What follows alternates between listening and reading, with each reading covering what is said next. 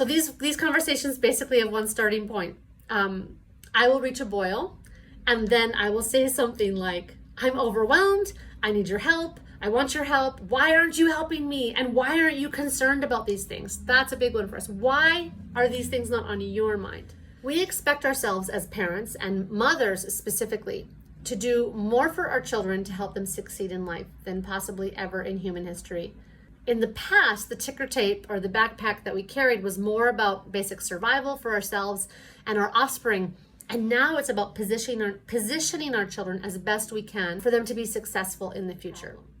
And we've created unrealistic expectations for family life, for child raising, expectations that women tend to take on. It's like no wonder the burden seems heavy for so many mothers. It's because it is. Okay, this should be good. Hi there, my name is Renee Tougas, and this video is a personal reflection and a commentary on women's work of caregiving in relationships and the emotional and mental labor associated with home management, homemaking, and child raising, and homeschooling as an extension of child raising. And specifically, what I want to talk about is the unequal distribution of this labor, where women do a lot of this work, either unpaid or poorly paid, in families, communities, and societies.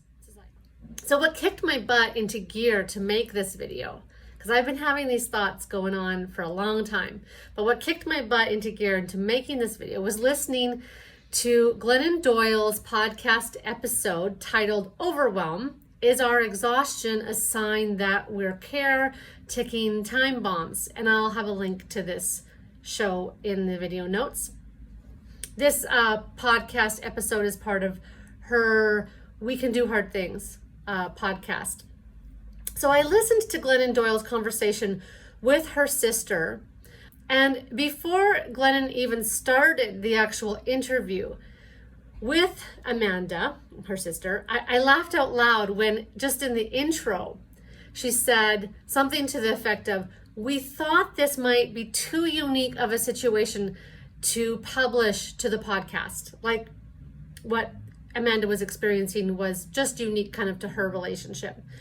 And the idea that mothers and women carrying an overwhelming burden for their families is not unique to Amanda Doyle. And they figured this out, and I'm glad that they did. I think they have a sense for this anyway, so that they went ahead and published the podcast episode. I'm so grateful they chose to produce and publish the episode, because this is, at least for North American women, a ubiquitous issue, I feel. This topic of women's work and its attendant emotional labor is something I know a lot about from firsthand experience. And I've wanted to talk more publicly about this for years, but it's taken me a long time to process my own experiences, as well as feel less vulnerable in sharing them, because these are personal stories and personal subjects, and there's a certain vulnerability to sharing those things. Our experiences as women, wives, and mothers with emotional labor is both deeply personal and also universal within certain cultural contexts, and I'm speaking within the North American context. So what I want to share with you today, which is my own take on this subject, is motivated by a few things. It's motivated, first of all, by years of experiencing the burden of emotional labor, growing up with it, and also experiencing it then in my own marriage and mothering without having a language for it. So I've been going through this for years, and I didn't have words to express this, and I do now. I have for a few years, and so I'm motivated to share this. I have to give some credit here to the work of Jamey Perkins, who is a feminist writer and teacher, as well as a homeschool mother, parent, partner. She lives in the UK, and she's helped me with finding language for this, as well as exposing me to more of the issues and nuance around this subject through specifically her course, Feminist Summer Camp. And so I just want to give a shout out here to Jamey Fisher Perkins, and I will leave a link to her work also. She's helped me find the language for this and given me some space to explore this. And then lastly, what's motivating me to talk about this now is that I feel like the pandemic, it exposed a lot about women's work in our society, in homes, families, and the workplace. And I think we all experience those realities in our homes and in our context, and we saw the collective consciousness kind of wake up to the burden that women bear in society right now. The burdens that they take on in their home and in caregiving and in the workplace, and just it just was a real eye-opener. So that it was for me one of these like, oh, it's not just me experiences. And I think a lot of people have felt that, what was revealed in the pandemic, that what we are experiencing, it's not just me. So personally, I've always experienced an undercurrent of awareness of women's and my own disproportionate emotional labor, but I haven't always had the words for it. And now I do have words. I've had the language for a couple of years now. And it's been revealed, I think, in the culture at large with the pandemic. Made more known to more people. I think women have known about this for a while, but it's been made known to the mainstream. We're all like out of the closet now. In my home and domestic relationships, I carry a larger emotional and relational backpack than my husband. I like the backpack metaphor that Amanda Doyle used in the interview, in this podcast interview that I referenced at the beginning. For her, the idea of carrying a backpack is oppressive, and she felt or feels weighted down by the backpack that she's carrying. I myself am a hiker and a backpacker. And a backpack, at least that metaphor, does not have the same negative connotations for me. It certainly implies a type of burden, and it is, carrying a backpack, adds weight. And I'm going to get into explaining that burden in this video. But for now, what I'm basically wanting to say is that I'm claiming that metaphor of the backpack as a way to frame my roles and my responsibilities in my family. And this backpack, I chose to put this backpack on, and I also fell into the role of putting the backpack on by virtue of cultural and familial precedent. So how couples divvy up the labor in their relationship is deeply personal, but it's also really influenced by cultural gender scripts, our families of origin, and societal structures and policies, including childcare policies and economics. And none of these things exist in a vacuum. And when I talk about my own experiences, I recognize the influence of all these things, including the personality, interest, desires, and goals of both myself and my partner. So in other words, it's complicated. My own experience is complicated. The collective experience is complicated. So let's back up. My number one desire as a young woman was to be a mother, to get married, and have a family. I did not have strong career aspirations. In the Christian culture I was raised in, this was not unusual, but it wasn't expected of me either. It wasn't just expected that a young girl would grow up and become a stay-at-home mom and her only aspiration would be to take care of children. And that wasn't exactly my only aspiration, but that was not expected of me.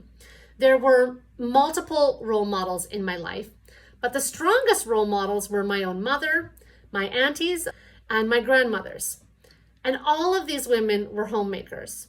They were not all stay-at-home mothers, for their children's growing years, but they were very strong homemakers, and they still are. And the women in my extended family, They were the glue that kept the family together. They planned the get-togethers, they managed the kids' schedules. Certainly in my own home, in my own growing up, and from what I could see in other people's homes, this was true also. They did the cooking. There was a clear division of women's labor and men's labor, and women took care of the home. I watched all this, and I wanted the same for my own life. I was inspired by a lot of it, and I really, family is just really important to me. And I wanted all of this without realizing the amount of effort that it took, especially to do it all, all in quotes, well, which of course no one can do it all well, but collectively the women in my family did it all very well. My point here is that it was my own desire to be a stay-at-home mom, to put on that backpack of taking care of a lot of the emotional and relational needs within my family. I did not have ambitious career goals, though I did complete an undergraduate degree that I am now springboarding off in my graduate studies now that my kids are grown. So that's my background. Ever since that, getting started as a young woman and recognizing what I wanted in terms of to have a certain kind of family life, I have been rebelling against the familial and cultural scripts that I was given that said to be a woman and a mother looks this way, while also trying to live a version of being a stay-at-home mom and homeschool parent that was true to myself, my partner, and our collective interests and desires.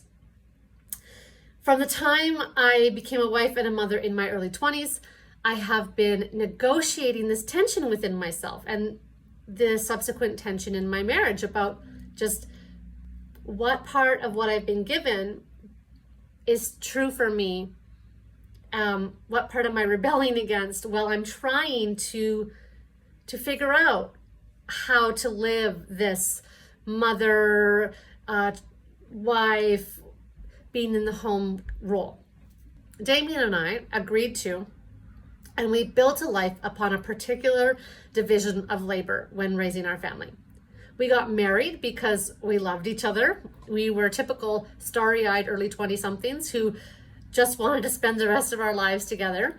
But marriage is also an economic relationship. It's a partnership where you combine efforts for returns that are hopefully greater than the sum. And you negotiate those efforts all through the relationship. And what we've negotiated up until this point is that Damien, my husband, carries the weight of earning our family's financial needs. Not all, but the lion's share. And I have carried the weight of managing the home and the kids' education, which we did ourselves as homeschoolers. Again, I don't carry that all, but the lion's share of it. Now that the kids are grown, we've been actively renegotiating the terms, which is both exciting and sometimes scary. But as long as Damien is employed, it's unlikely I will ever earn more than him. He has a 25-year lead on a career in tech, and my career aspirations are in humanities and social sciences, so it's unlikely that dynamic is going to shift for us. And so our financial contributions to our marriage will likely remain unequal, with him contributing more than me for the entirety of our working lives. We've experimented with some different ideas over the years, but the basic model that I've just explained has endured for us and is kind of enduring for us going forward, even though I am now working and pursuing more career aspirations. This was a conscious choice for us. And working to ensure the success of this choice and the success of our family has been the driving force of most of the decisions in our marriage. I just want to state right off the bat that I recognize the privilege of this position, which includes both the inherited privilege of positive role models and getting a really good start in life. And I wanted to give the same things to my kids. And I feel like I have an inherited privilege with this. Our choices and the outcomes of our choices have not been perfect or without stress. We have experienced a lot of stress in our marriage around finances specifically, and the constraints, financial constraints that we have felt in that area over the years have caused quite a bit of stress for us.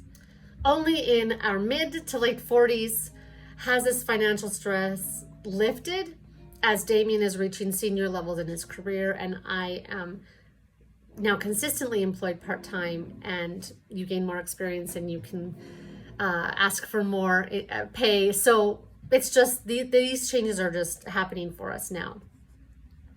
I say all of this because I want to be honest about the stress and the tension and the compromises and losses of our particular arrangement and choices, because there have been those. One of the most salient features of the discussion of women's emotional labor is that many women carry the emotional and relational burdens in their family, or the lion's share of them, and this is big, and they work full-time outside of home and family. That model is almost incomprehensible to me. Again, I feel like I'm stating that is like a statement that like drips with privilege. I recognize that. But for me, it's like, I don't know how I would do that. I understand other people can do and make different choices. But for a lot of women, it's a difficult sacrifice, and they're losing because of it. It's no wonder women are so angry and exhausted.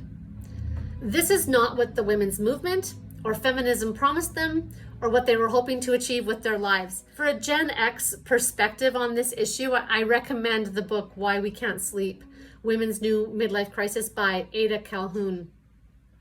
She talks about these issues also. There is a quantifiable, inequitable distribution of labor in heterosexual marriages, with numerous studies and research to show this. Women work outside the home and are expected to keep the household running.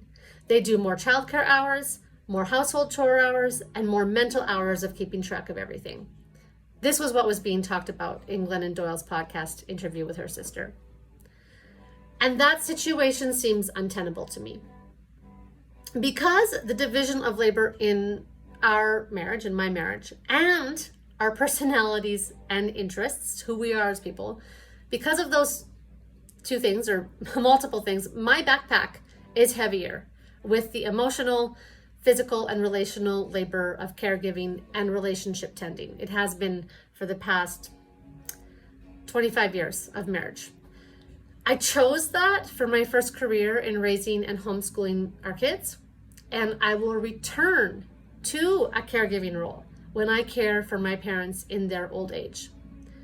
These are choices that I have made and I am making. And a huge part of what allows me to make these choices is that someone else is carrying the weight of our family finances. Of course, our relationship, partnership, division of labor is more nuanced than that. It's not just like it's caregiving versus money making, and it's not like I do one exclusively and Damien does the other exclusively. Damien cares for and has cared for our children in ways that I can't or that I won't, and has attended to many of their emotional and educational needs over the years. And he also does a lot of stuff around the house that is not stuff that I do. So he's very invested. And likewise, I have contributed financially and have managed our finances since the beginning of our marriage. So it's a collective effort. We are combining our efforts, but we do have our domains where we each carry a heavier load of responsibility. Even with that division and recognizing the different roles and responsibilities we've negotiated in our marriage, both of us have struggled over the years with the backpacks we carry. And our struggles with our backpacks have been the source of distress and then growth for us individually and as a couple. I'm not going to speak to my husband's backpack. It's not mine to speak about, or even how he has shifted the contents over the years and learned how to take care of himself as he takes care of us, because that is a process he's had to go through, but that's his story. But I will say that neither of us appreciates cultural assumptions and expectations that are sometimes assigned to our gender. We don't appreciate these cultural assumptions and expectations about our roles and responsibilities, that, you know, a caregiver obviously means this, or a breadwinner means this, or a mother means this, or a father means this. And both of us have pushed against those and worked towards defining those roles in our home on our own terms. And I honestly believe this is just as hard for men in our society as it is for women. If you've listened to Glennon Doyle's podcast episode on this, she talks about the ticker tape that runs through our minds as women, or it runs through her mind. This has been true in my own experience. I've carried a lot of ticker tapes over the years running through my head, weighing me down emotionally and mentally at all stages of mothering, parenting, homeschooling. I seem predisposed to do this as well, as a person that tends to struggle with anxiety and worry. So I'm predisposed to this, but I also feel enculturated or enculturated to that behavior, both in the broader culture and family of origin culture. I have struggled with carrying these ticker tapes, or these part of my backpacks, these expectations. I've struggled with this perceived expectation by either culture, society, family, that I carry that particular load. And because of this, we've had a lot of conversations in our marriage about this. So these conversations basically have one starting point. I will reach a boil, and then I will say something like, I'm overwhelmed, I need your help, I want your help, why aren't you helping me? And why aren't you concerned about these things? That's a big one for us. Why are these things not on your mind? Early in our marriage and parenting, being the supportive person that he is, he would often try to take on things that overwhelmed me, either in the house or with the kids. I find it interesting that he never came to me asking me to take on things that overwhelmed him. And I think this speaks a lot both to our personalities, as well as it does to like inherited gender roles, expectations about what it means to be a man and a woman, and other complicated factors. As we went along and matured as adults and in our marriage, we realized that we weren't there to be the solution to or necessarily resolve our partner's pain points. I wasn't there to carry his backpack. He wasn't there to carry mine. Pulling our resources and skills, we could tackle a lot together, which is the point of a partnership. But we learned we had to evaluate what each of us was assuming from first ourselves and then from the other. Glennon talks about this in the episode as making the invisible visible. So what we had to do, and what we still do, is we make invisible expectations, needs, wants, desires that we both carry, we make those visible. This is a process and we're still working on it. So you bring those to the light. Then you evaluate them based on personal and shared values and goals, and then you decide what to do with them. And these expectations that you're carrying, you can keep them, you can adjust them, or you can toss them. And I have to say, I carried a lot of invisible expectations for Damien, for my husband, to fulfill. And then I carried a ton of invisible expectations for myself to fulfill.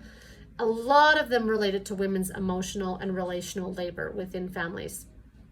And when I would confront Damien on the things I carried, he would often counter, in all honesty. He would say, I never asked you to carry those, and I never expected it.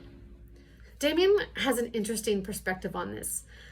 He's long held the belief that a lot of what women take on as responsibilities within couples and families, at least the ones that I was taking on and complaining to him about having taken on, these are largely performative for other women. Women expect other women to do that thing, whether it's holiday baking, home decorating, special family functions, whatever. And he contends that men don't always feel the need for those activities and basically watch the women perform these things for each other. It's interesting. This is not true for all men or all husbands or all people, but it rings true for Damien. And what was happening in our marriage is that I would take on tasks that my role models had done and do these things for my family. not because I wanted to do them, but because I felt cultural pressure to do them. And they seemed like part of the mothering, homemaking wife package. But I didn't really want to do them. And then I was getting pissed off at my husband because he didn't feel the need or desire to do them either. So if I wasn't going to do them and he wasn't going to do them, then they weren't going to get done. And are we still okay parents and people? So we had to discuss together and also internally evaluate for ourselves what we were going to put in our backpacks. So these are some questions that we had to ask. Is this a thing we value in our family? This task, this role, responsibility? Is this something we value? Is it a necessary thing? Further, is it truly necessary and not just culturally expected? Teasing out what's truly necessary can be tricky. Is one of us more interested in taking on this task? If neither of us is naturally interested or motivated, is this still a thing that needs to happen? Because lots of stuff in life has to carry on and be done in spite of how naturally gifted or motivated you feel. And how do we make the work of that, taking on tasks that neither of us really wants to do, how do we make that work doable and tenable for the person who is doing that task? And also then how do we share the load? So we've divvied up our labor over the years this way. And honestly, we keep negotiating these things. It's not a perfect system without stress or personal tension. It's not like everything that has landed on our plates, in terms of tasks, responsibilities, jobs, are things that we feel just great about doing, that we feel particularly adept at. There's a burden associated with doing these things. There is a burden for caring for other people. There is a sense of duty. There are things I do that I find stressful, but I continue to do them for our family because I value the outcome enough to do the work. There are things that matter a lot to me, and my husband appreciates them, but he's not going to initiate them if I don't. And so I have to bite the bullet on those things. I value what those bring to our lives, even if it feels like an extra burden, and I do them. And then on the other side, there are things that Damien manages and takes care of that I don't have to think of, often related to our family's technological needs, which are significant, and other just other things that are not my responsibility. I will say I still experience angst about stuff getting done. And I have a natural tendency to assume responsibility for stuff that isn't mine to take care of. That's in my nature. Again, I wonder, is that personality? Is that gender norm? I don't know. So it's not like we've reached like some kind of nirvana in who carries what. And as life changes, we're always renegotiating things. So that is my personal experience and attempts to resolve and to live peacefully with my family without undue angst around division of labor. Now, after that super long introduction, it's not really an introduction, it's part of the telling. After that, I want to step out of my own experience now and look at the bigger picture here for what women and mothers are experiencing today. In heterosexual partnerships, I think women have always borne certain burdens in families, the same way men have borne certain burdens. And these broad stroke cultural expectations are not always a great fit for individuals, whether that's microcultures or macroculture. We all rub up against expectations that don't fit who we are, whether those are coming from our families of origin, our community around us, or like larger, broader societal expectations. And we resist these things that rub us the wrong way. We'll resist them, or we go along to get along. But there are larger societal shifts at play that are amplifying the degree to which modern women struggle with this ticker tape or this backpack of obligation and duty that we carry around. And a significant one is the rise of intensive parenting. Intensive parenting is this sociological shift in parenting where parents are trying to give their kids the best chances possible in a capitalistic and highly individualistic society where people are competing for resources and opportunities. This is a big topic in sociology, this competition, not necessarily intensive parenting, but maybe that's a big topic in sociology also, but this competition and living in an individualistic society and capitalism and its influence here. This is a big topic that I don't feel nearly equipped or educated enough to fully explore here, but I'm going to make an attempt. We expect ourselves as parents, and mothers specifically, to do more for our children to help them succeed in life than possibly ever in human history. In the past, the ticker tape or the backpack that we carried was more about basic survival for ourselves and our offspring. And now it's about positioning our children as best we can for them to be successful in the future. And it's getting more complicated and difficult to do so.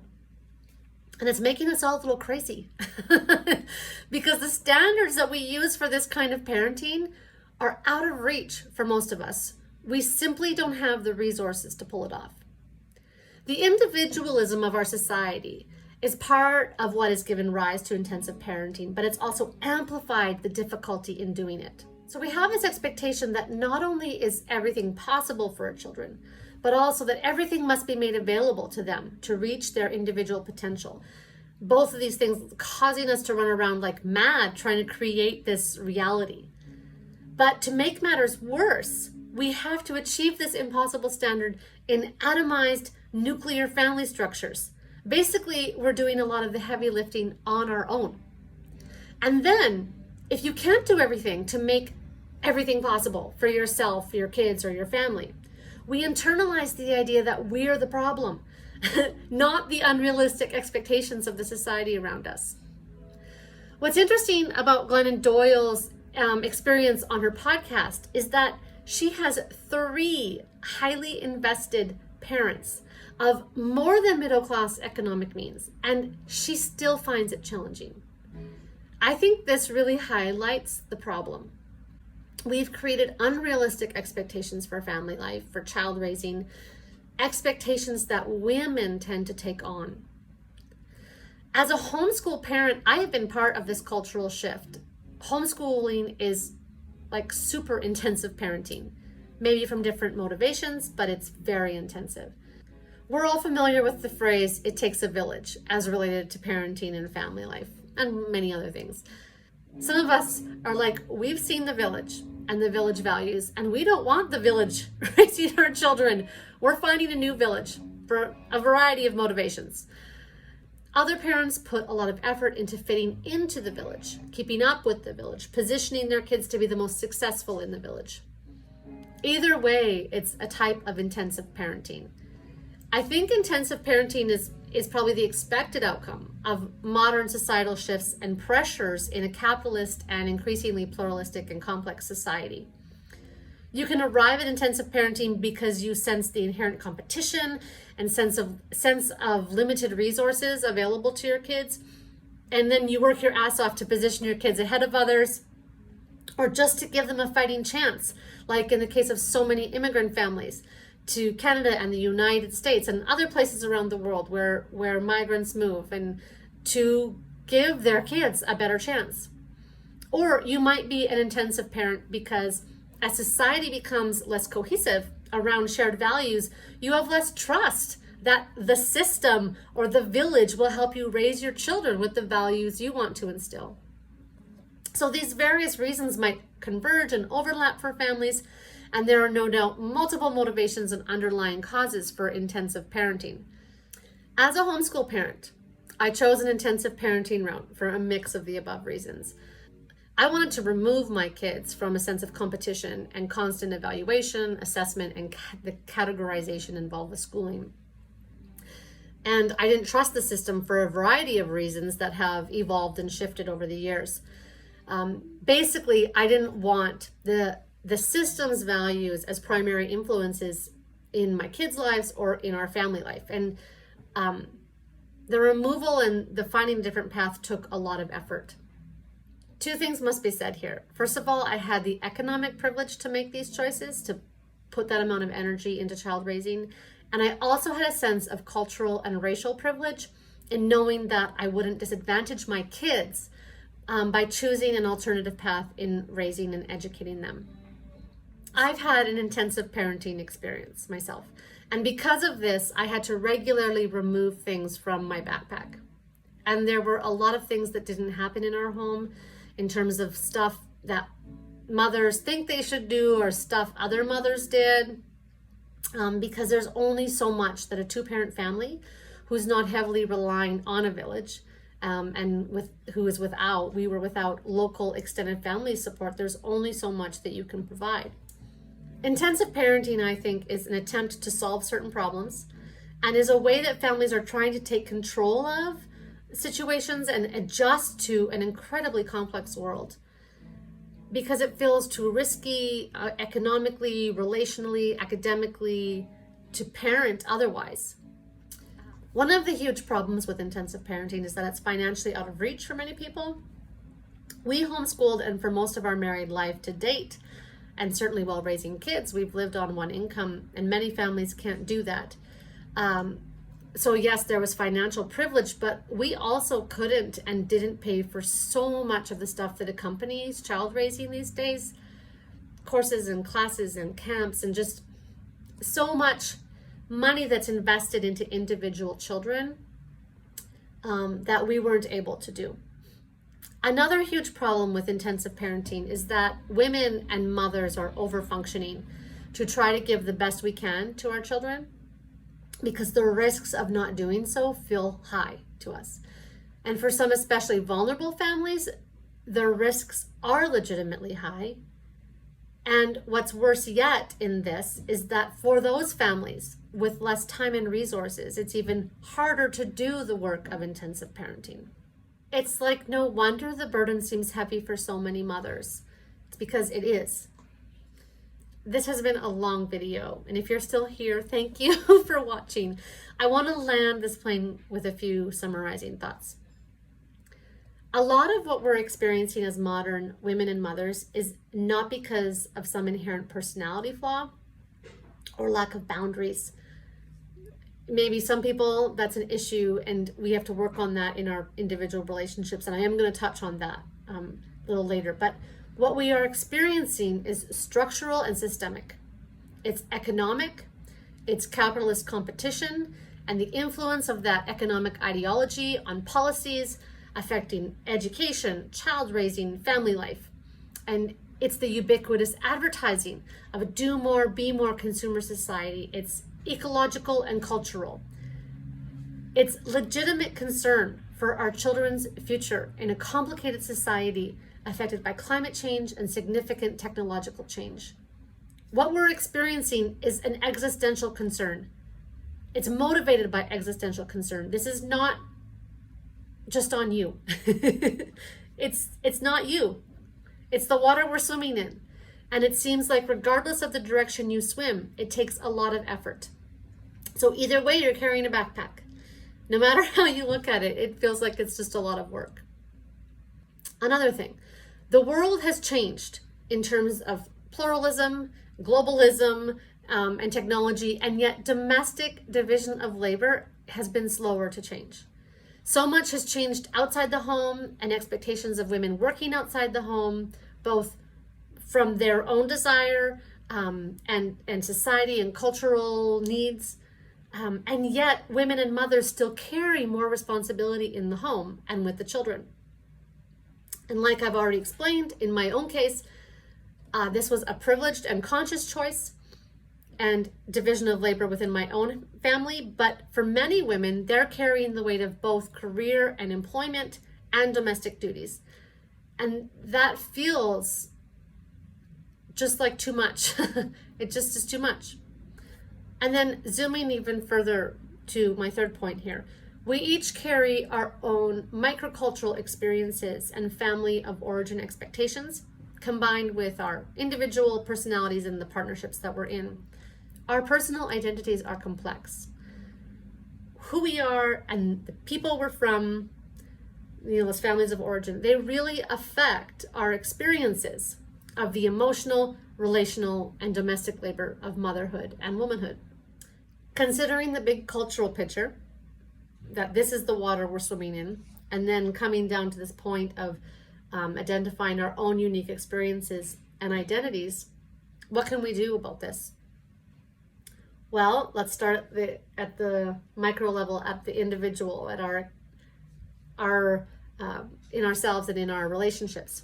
To start with, in our daily lives, we're the only ones who can negotiate what our actual roles, responsibilities, and tasks are. And no one else is going to rise to the occasion to do that for us. That's our job.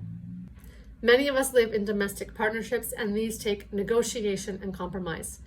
And realizing that there is no perfect home or family life, and so you're just going to do the best you can with what you have, meaning what you have inside you, who you are, the best you can with what you have in your partner. We're going to have to fight against prevailing consumer culture and social media influences, and even your own insecurities, to accept your own limitations and your partner's limitations and the limitations of our culture and society. And that's one of the big lies that we've been sold, is that there aren't limitations and that resources are finite. But they are, and we are. And we're not in a culture that really supports healthy boundaries. So as you set these, you'll probably experience an effort or an alternative backpack of swimming against the current. And I really feel like each choice has its own backpack. So looking beyond our individual lives, we have to look at the bigger question here, issue of how can we broaden and strengthen our social and community ties and networks to share the load of modern parenting and just modern life. It's interesting that we carry such high expectations of parenting at a time in human history where many families parent in relative isolation from the village. Lots of us don't stay in our communities and extended families of origin. We're less tied to religious communities. And all of this can bring many good things into our lives. I'm not criticizing that. I've done it myself. But it also has removed families from support networks. And like I said, this is the story of my own experience. Humans need each other, and we need community. And fresh on the heels of the pandemic, I think we're really aware of this. We need other parents, we need other mothers, we need elders, we need communities. We need a village. Humans are mobile and we migrate, and that's how we adapt. This mobility, this migration, it is as fundamentally human as being rooted to a particular place. And I really think, not just me, but statistically, this is being shown that migration is only going to increase with climate change. But within our mobility and our migration, we need to find a way to belong to communities and to belong to each other. We have to somehow reconcile these needs. And it's difficult because we live in such a work-oriented culture. We have less time and resources for community building. I have no simple answers for this, and my own life is not a model, certainly, for how to do this. But I do believe that, like lots of worthy endeavors, it's worth the effort. But again, it's going to be effort.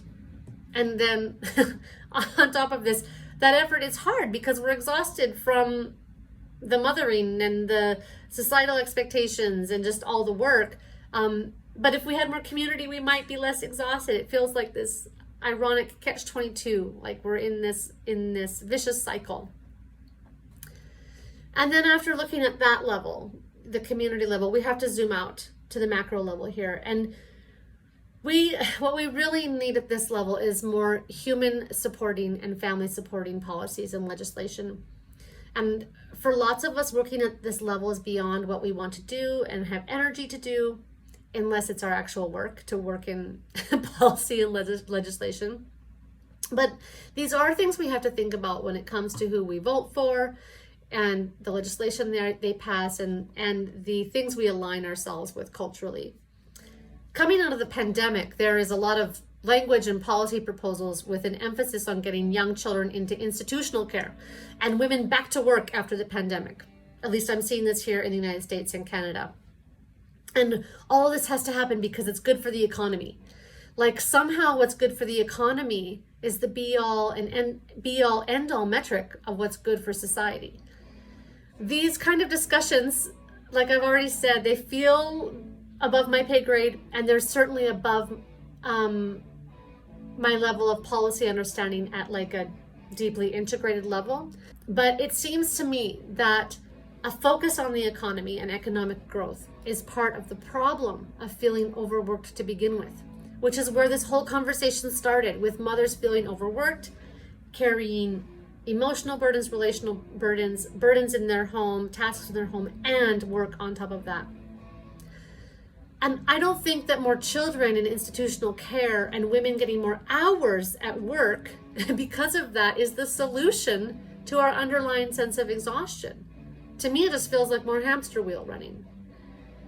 I don't have the answers at this large level, and I'm pretty sure that you're not watching this video thinking I do, but I do feel like economic growth and GDP are not the full picture of an ecologically healthy and human supporting society. And I think a lot of resources, finances, and efforts, policy is misdirected at this macro level because of our orientation to economic growth, which unfortunately contributes to the exhaustion and overwhelm we experience as parents in the 21st century.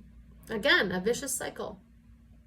I think we need to work less, and it needs to be financially sustainable for families to do that. And this might mean lowering our consumer wants and desires, which runs contrary to our consumerist and capitalist economies. I think it also means legislative policies that make this doable for families. Families need to be able to configure their lives in such a way that they don't feel they're run ragged as mothers or fathers. Families need to be able to share the financial and familial burden in sustainable ways, which means less to full-time working parents and then more support for single working parents. The only way that two full-time working parent households feels sustainable for many families is when they can hire other people to take care of household, familial, and caregiving tasks, which is great if they can do that, but that's out of reach for most families that are affected by the rat race that is our modern economy. The reason modern life feels unsustainable for many families is because it is. Caring for people is work. Caring for children is work. Caring for a home environment is work. Caring for our earth is work. And so much of this work is not valued by our current economic framework, which is the framework that drives our society. In addition, we're supposed to do all of that caretaking work that takes so much time, and the caregiving and the involvement in community and all these things on top of our paid work. What we need is a shift in macro priorities that recognizes the value of the caregiving, caretaking, homemaking, relationship tending work in our society and the time that it takes. And we need policies that, one, recognize the unpaid labor, often done by women, that undergirds and supports our families, communities, and societies, and two, enables parents to choose the best options for their families in terms of child raising and education, and supports them in taking care of their children as one of the primary investments in a society. This is the longest video like this I've ever done. I'm at the end now, but it's something I feel very strongly about, both personally and professionally. And I think this is a very important issue for women, for families, for men, for communities and societies. And if you got this far, thank you so much for watching. I'm open to conversation around this in email or messages. And to each of you, keep up the good work and also the resistance.